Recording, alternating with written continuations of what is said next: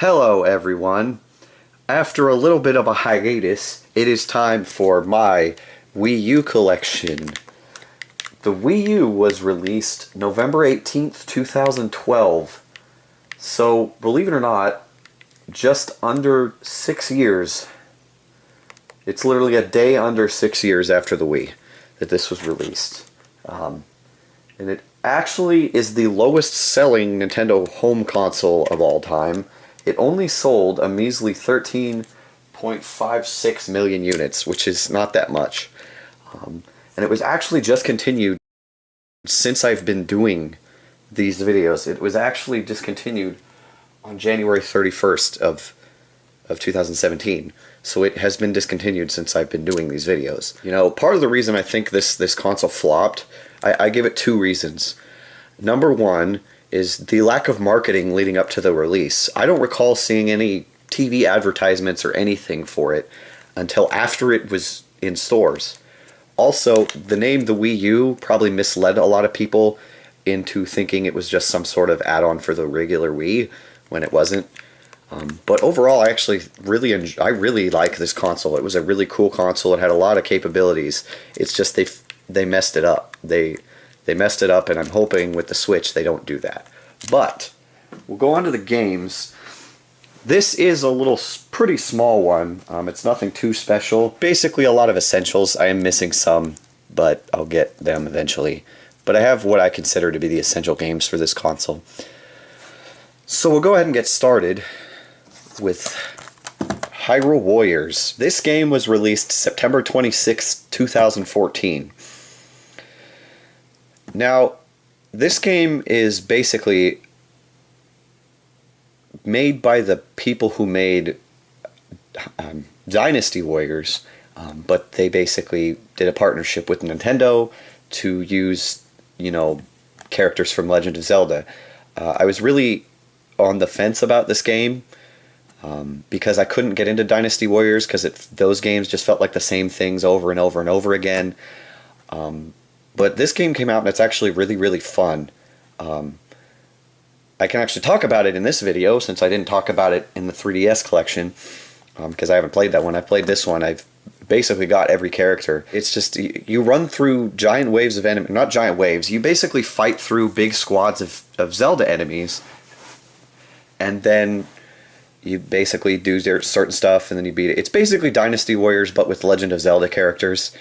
So if you've played those, you kind of understand what this game is, but it's basically a bunch of Zelda characters and Zelda enemies and bosses and stuff.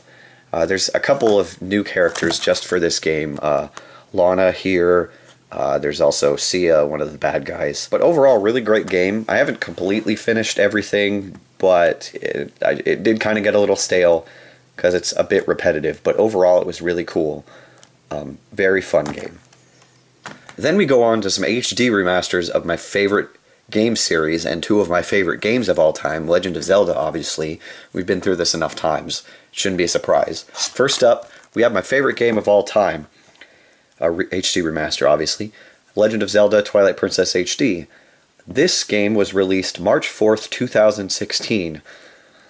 When they announced this game, I was so happy because it's, my favorite game of all time in HD, and after they did really good with this next one you'll see here, I was pretty hyped for it. I have talked about it in not only the GameCube collection but the Wii collection, so there isn't too much I can add about this game that I haven't already said.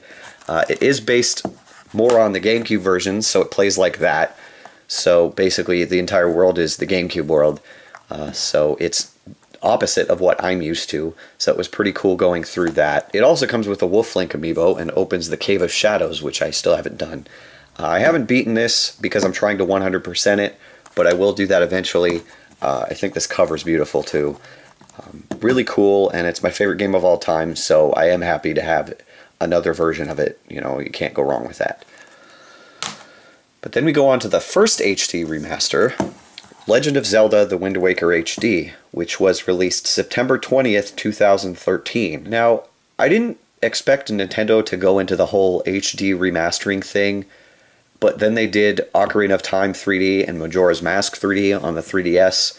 Part of me doesn't like considering those remasters, even though they are, because they changed the graphics. But when they said, oh, we're going to start doing it for our consoles, and we're going to start with Wind Waker, I was like, all right. I loved Wind Waker. Let's see what they can do. And then they announced Twilight Princess, which was amazing. But this game looks so much... like the lighting feels different. It feels like a much more vibrant game. And a lot of the things that annoyed people about this game, other than the art style, were actually fixed. None of the original game actually ever bothered me, but the main gripes people had that I can remember are how long it takes to sail between islands, which they fixed in this one. They added the fast sail, which I've never used, so I don't know exactly what it actually does. And then the Triforce piece quest right near the end of the game, a lot of people thought was too complicated and tedious. Never really bothered me, but they simplified it in this too. Whatever. I mean, it is what it is. Again, another cover that looks really cool. And, you know, holographic like that. But really cool. I love Wind Waker. I really do. But again, I talked about it extensively in my GameCube collection, so there's not much more I can add about this either. But overall, two really good HD remasters. Very good. Haven't beaten this one either, though. I definitely need to. I'm pretty close to the end. Then we go on to the must-own racing game for this console, Mario Kart 8, which was released May 30th, 2014. You know, my girlfriend and her best friend are really, really big on this game, and I definitely think it's a great game. It really is, but I still like Double Dash better. I'd give this a close second. It's either this one or Mario Kart 64 to me. This is a great game. It really is. It's probably the best Mario Kart easily since Double Dash. They added a lot of cool things, like you can drive all upside down. There's new items. You know, you can use either the tablet or the wheel. And then they actually had... This was the first Nintendo game to ever have DLC. They had new characters. They had Link from Legend of Zelda and a couple other ones. Some Animal Crossing, I think. But really fun game. I haven't played it that much. I've only really played it with some people, basically in groups. I haven't really played it extensively by myself. But it's Mario Kart, and Mario Kart isn't, you know, it can't be bad. So it is a really good game. It's just, a lot of people were really hyped on this and really enjoy this, but it's not up there on my top list at all. But really good, though. Really good game. Then we go on to a launch title. Actually, these next two games were technically both launch titles. First up, we have New Super Mario Bros. U, which was released November 18th, 2012. I got this the day the Wii came out, actually. I bought the Wii on launch day. I waited outside of a Best Buy to get it. And unfortunately, the launch, that's another reason I think the Wii U didn't do too great, is because on launch, its library was garbage. It took like 6 months almost for the library to be good. And unfortunately, I don't... It's a good game, this game is, but it's something that could have been on the Wii, because it's basically just a direct sequel to the Wii New Super Mario Bros. I mean, they added some stuff like balloon Yoshis, and you can have, you know, a person play as the tablet and make platforms for you, which is cool. It is. And there's some extra modes. But overall, I feel like this is something that could have been on the Wii. It was fun. I just never really got that far because, again, I wasn't big on the Wii New Super Mario Brothers. I just couldn't get into this. I like, there are some cool things about it, but eh. And then they have the new Super Luigi U, which I need to get, but it's not at the top of my list. But you know, it's classic 2D Mario, and you can't go wrong with that. But then we have the other launch title, and one that was actually packaged with the console for a while. I believe they started selling it separately, but this is my packaged launch one. It actually came with the box, the whole case. Nintendo Land, which obviously was released November 18th, 2012. This is basically... I don't want to call it Wii Sports or Wii Play-like, but it sort of is. Because it's basically... Well, it's not entirely a bunch of mini-games like Wii Sports and Wii Play were, but you basically can play through different Nintendo worlds and play different mini-games. Like you go through... There's a Metroid-based level, a Zelda-based level, Mario, Pikmin. I actually can't remember what the worlds are, but you basically got, here, I'll just list all the games we have here. Legend of Zelda Battle Quest, Pikmin Adventure, Metroid Blast. Metroid Blast and Zelda are alright. Mario Chase is actually pretty fun.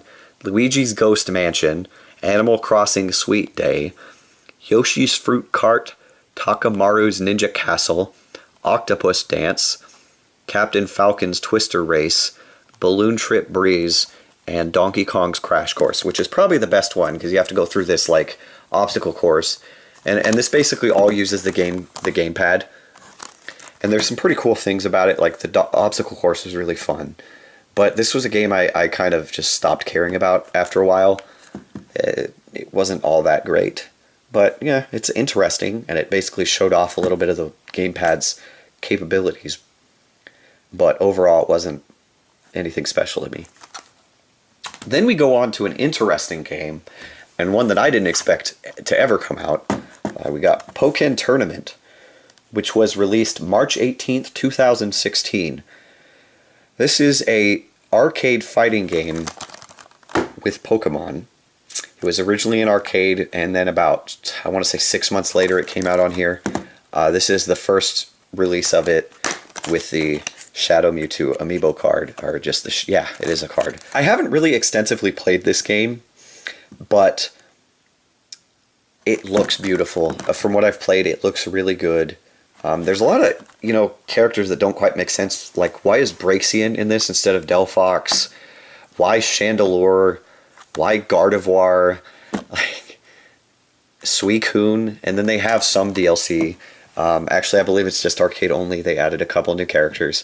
I do need to get to this game because I've barely played it, but it looks beautiful. It's basically made by the people who made Tekken. That's why it's called Pokken Tournament. But really, really good. I did enjoy what I've played. I will get to this one day. Then we go on to another launch title, actually, because I wanted 2 games when I bought it. We got Scribblenauts Unlimited, which was obviously released November 18th, 2012. This is basically a sequel to the first 2 Scribblenauts on DS, with added stuff. I played a bit of this on here, but kind of got tired of it again. I actually also own it digitally on Steam. There's really not too much I could say about this game. It's Scribblenauts, it's fun, but I never beat it. Pretty cool though. Then we go on to part of the reason these videos have been delayed, the first delay at least. We have Super Mario 3D World. This game was released November 22nd, 2013. Now, I like this game a lot. It's way better than the other one, the new Super Mario Bros. U. It's more in the style of Galaxy 64 and Sunshine, kind of. It's like a 2.5D. It's really weird. But they added a bunch of cool stuff. There's the cat suit, and you can actually play as Peach, Luigi, and Toad. But I really enjoyed this game. I've beaten the main story. There's like a secret level that I still haven't beaten yet, though. Secret world, excuse me. But really, really fun game, and it's a lot better than the other one, I think.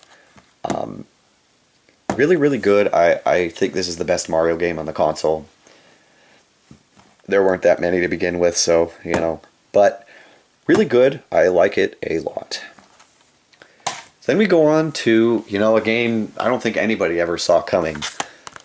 Super Mario Maker, which was released September 11th, 2015. This is basically a make your own Mario level in the style. You can do it in 4 different styles. The original Super Mario Brothers, Mario 3, Super Mario World, or New Super Mario Bros. U. And each, they all play differently because you can like wall jump in this one and items and all that. And you can basically make your own, play other people's, share it online. You can download other people's stages and all that. So, I haven't played this nearly as much as I probably should have, or could have, or what I mean. But really great game, and I'm hoping it leads to other making games, like other styles. Like, I don't think they'll ever do a Zelda, but like I don't know. They got to do something else. I mean, they technically also have a 3DS one that maybe I should get at some point, but it's not too high on my list. Really cool, though. Great game. Really cool. Then we go on to probably my favorite game on this console, I'm not sure. Super Smash Bros. For Wii U, or just Smash 4. This was released November 21st, 2014, over a month after the 3DS one. I can't remember why it was delayed, but this is probably, next to Melee, the best Smash Brothers, if not better than that. This is an absolutely amazing, fantastic game. You know, it brings back all kinds of characters from previous games. It's got some new characters, Palutena from Kid Icarus, all kinds of Fire Emblem characters. And then they had DLC and brought back, you know, Mewtwo from Melee and Roy, and then they brought in Bayonetta, because Bayonetta 2, and then you got like Ryu from Street Fighters in this game, and Cloud from Final Fantasy VII is in this game. Super Smash Bros. Is one of my favorite series. I just love the concept of Nintendo characters fighting each other. Unfortunately, because of all the stuff that happened before the previous game, Brawl was released, the guy that makes this, that basically runs this whole thing, Sakurai, I believe is his name, said there's going to be no real story mode, so there wasn't really a story mode. But the game's still really, really fun, and it looks beautiful. It really, really does. I love this game. Really, really fun. Great. And then finally, to finish this video, we have Yoshi's Woolly World, which was released October 16th, 2015. This is kind of a spiritual successor to Kirby's Epic Yarn, because it looks kind of the same. There were special amiibo made for it, all kinds of stuff. Unfortunately, I haven't even played this game, so I don't have a lot to say about it. I know they made a version for the 3DS. It's called Yoshi, and I can't remember the dog's name right now. But, you know, really, really cool concept, and I will sit down and play this game. I will, because look at it. I mean, look at this game. It just looks so interesting. I hope they do something else in this style. It's just really cool. Really good game. But that is it for my Wii U collection. The next video will be my PS4 collection. See you then.